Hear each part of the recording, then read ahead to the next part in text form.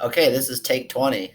My name is Kim Tran, and I've been in the social emotional learning realm for about 9 years.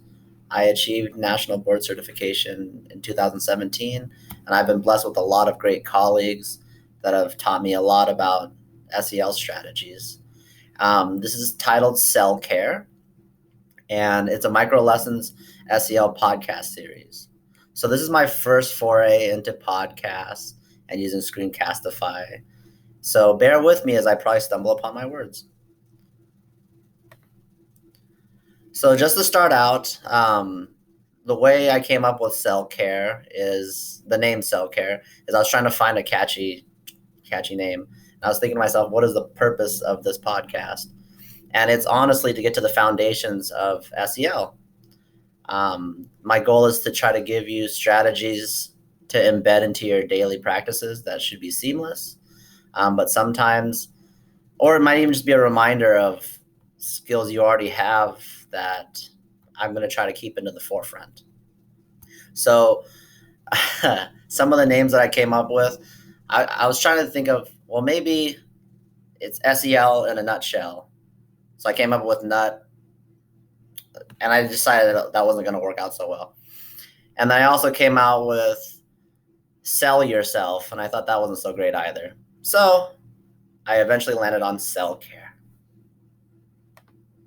So, what is this podcast series supposed to be about?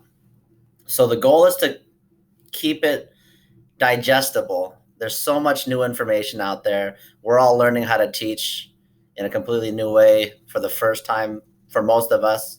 Some of us probably thought we were tech savvy, and then we got into this, including myself, and realizing that it's pretty difficult. Like I said, this is take 20 of even trying this podcast. So my whole point is to embed SEL skills into your daily practices. And it's meant to address one, if not multiple, SEL standards that we'll eventually get into later on. And I'm trying to make the world a better place, just like you are. And by a better place, I just mean one that we feel comfortable in and feel safe and secure in. So that's the what. The why are we having SEL skills and why are we talking about SEL? Well, as you can see, the world is a very interesting place right now. A lot of challenges. There are some silver linings. But the reason why I made this podcast is because life is really busy right now and there's so much going on. And there's so much to say. There are books, literally dozens, if not hundreds of books on SEL already. But who has time to read those books right now? However, SEL still is very important. So that's why I decided that it would be important to try to find a way to make the information digestible, which is the purpose of this podcast series.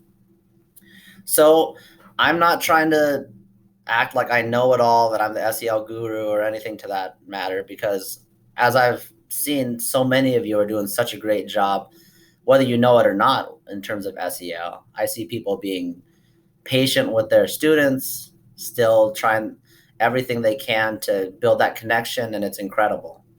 So this podcast series will either give you more skills to enhance or potentially be a reminder as to skills you already have, like I had already said earlier. My main goal is to not add an extra thing to your plate. Even if it's something that's awesome, the last thing I want to do is make it feel like, oh man, not another thing I have to learn. So bear with me, have faith, and just understand that is not the intention. So in each lesson in this series, you're going to see three components. First of all, what is this skill? Second, why is it important to have this skill embedded into my practices? And number three, most importantly, how do I actually carry out this skill? How do I execute this skill? So I'm going to try to keep it as simple as possible. I always believe in going back to the basics and building the foundations of our SEL strategies. Because everyone here, whether you think so or not, when you're stressed out, you have a heart, you show your heart, or else you wouldn't be here. And I'm just here to help make it that much more noticeable. So the current skills that I have are listed in this slide. There are a lot more skills that we could tackle. I have 11 so far that I've written out, and every day I walk into work or even when I'm just at home thinking, I can think of more and more skills. Most importantly, though, to understand is that this skills list is not listed in order of importance. They're honestly listed in order of ones that I came up with.